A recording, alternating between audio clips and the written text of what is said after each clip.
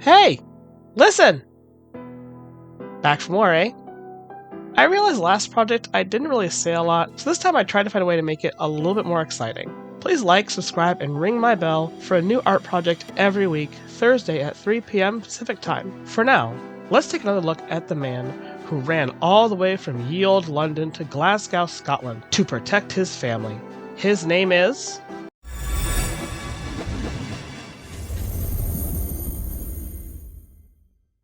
Timothy Rose. Element, Earth. Zodiac, Cancer. Birthday, July 8, 1260. Age, 28. Blood type, B. Originally, Tim's design and character were based a lot on Tony Shalhoub's performance of Adrian Monk.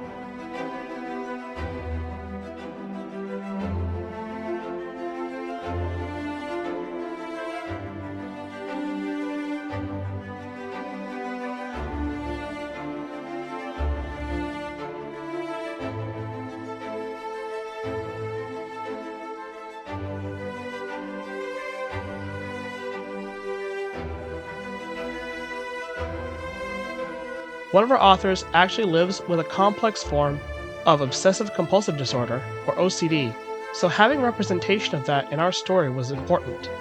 We write about our lived experiences through our characters and their environment, which is why themes of mental health, queerness, ethnicity, and religion are central in Tales of Atonement.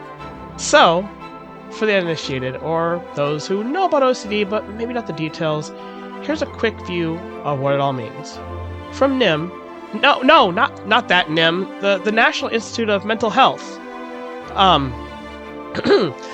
Obsessive compulsive disorder, or OCD, is a common, chronic, and long-lasting disorder in which a person has uncontrollable, reoccurring thoughts, called obsessions, or behaviors, compulsions, that they feel the urge to repeat over and over.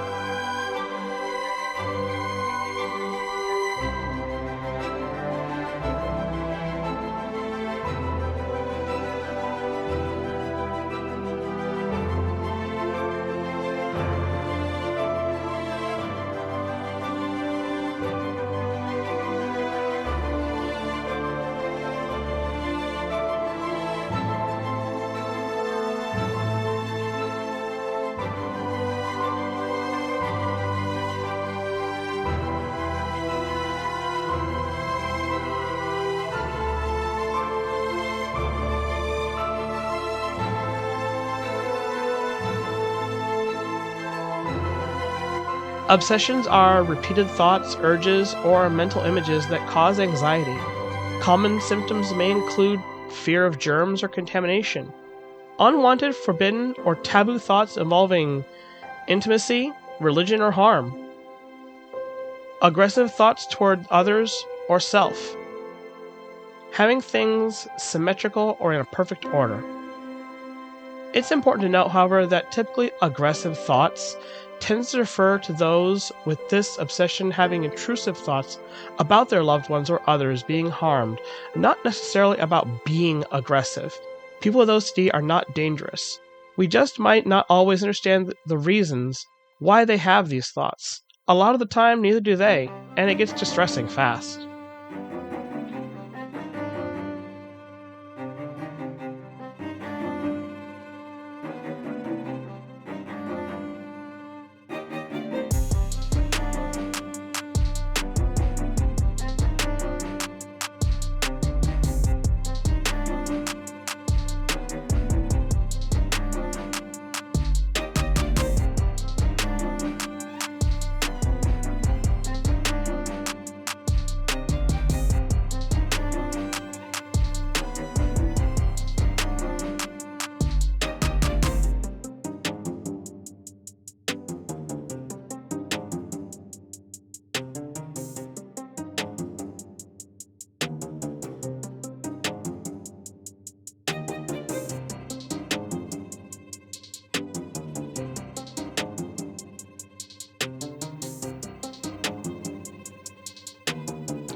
which is where the compulsions come in. Compulsions are repetitive behaviors that a person with OCD feels the urge to do in response to an obsessive thought. Common compulsions can include things like excessive cleaning and or hand washing, ordering, arranging things a particular precise way, repeatedly checking on things such as repeatedly checking to see if the door is locked or that the oven is off, or even compulsive counting. However, not all rituals or habits are compulsions. After all, everyone double-checks things now and then, but a person with OCD generally can't control their thoughts or behaviors, even when those thoughts or behaviors are recognized as excessive. They may spend hours a day on these thoughts or behaviors, and they don't get pleasure when performing these behaviors or rituals. It may provide a temporary relief from the distress they feel because of the obsessive or intrusive thoughts, though.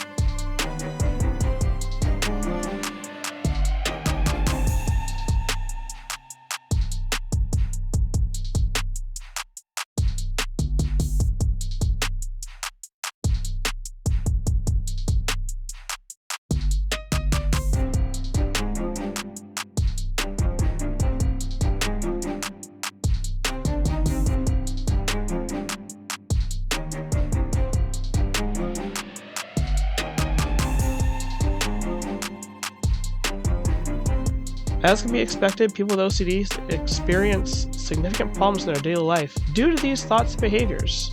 Some may even have a tic disorder. The motor tics are sudden, brief, repetitive movements, such as eye blinking or other eye movements, facial grimacing, shoulder shrugging, and head or shoulder jerking. Common vocal tics include repetitive throat clearing, sniffling, or grunting sounds.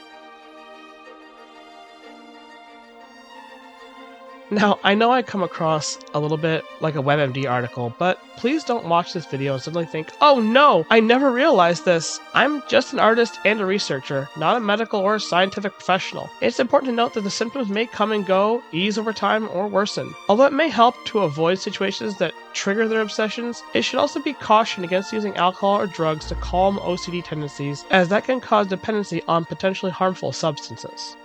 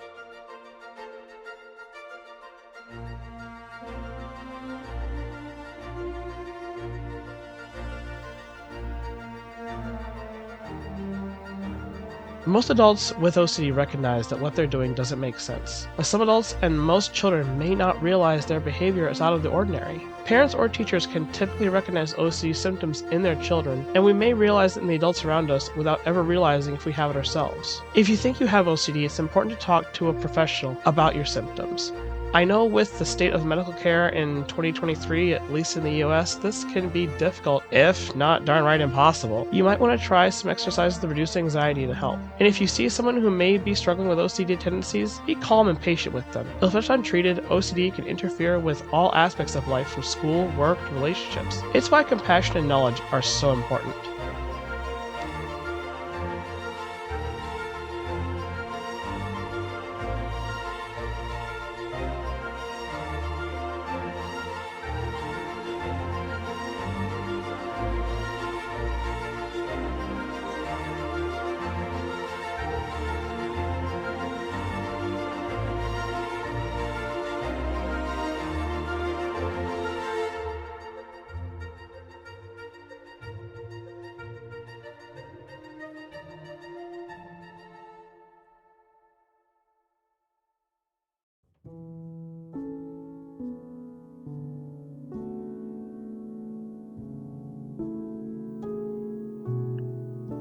And with that, we'll get off of the medical subject of it right now. I want to move on to the inspiration. For anyone who's actually seen the show Monk that I mentioned, you know a dramatized version of what this sort of thing may look like. But it can't be stressed enough that even though these TV performances are often taken to the extreme, that being said, the show itself is generally seen as one of the better, if not best, representations of those with OCD that was ever made. The show ran for 100 episodes and featured the American actor Tony Shalhoub on the USA Network. Adrian Monk, the titular character, is like a combination of Sherlock Holmes and Inspector Clouseau. He's bumbling and awkward, but at the same time, a lonely genius. He may come across awkward or even unlikable at first, but that's honestly part of the charm, as once he warms up, he's one of the most endearing characters TV has ever produced.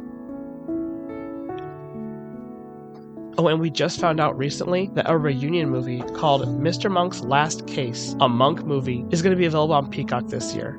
Honestly, I can't wait to see it. And now a question. If you've made it this far, who's your favorite character that was inspired by Sherlock Holmes? I'll even include cases like Batman, Spock, or Basil of Baker Street.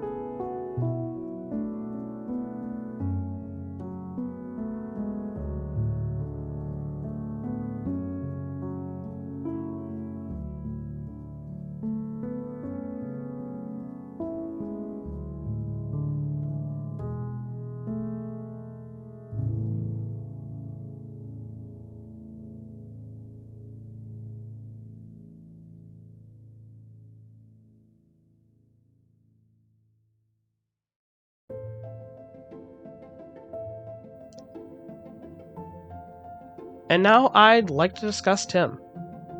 A tailor born in London, Timothy met Edna when she was in her 20s and he was only a few years younger. Woo! Let's subvert some more expectations! He was impressed with her formula for making dyes, and the two were quite successful prior to their banishment. But what happened exactly? You'll have to wait for next week. The Rose family yet only has one child. Tim quietly bemoans the fact that he was not able to have a son with Edna, but cherishes his daughter Madeline and advocates for her free-thinking ways.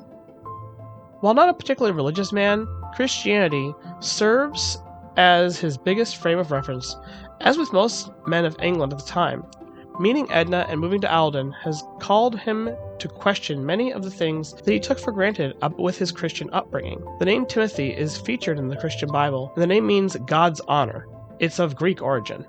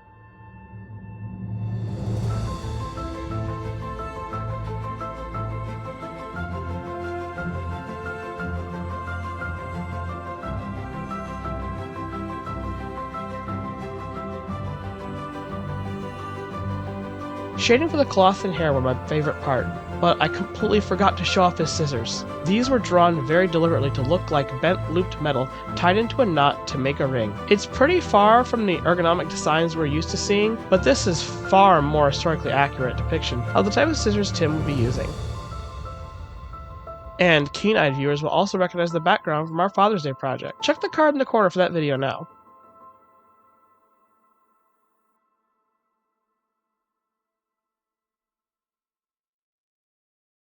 There he is, Timothy Rose, Alden's tailor, and one of my personal favorite characters.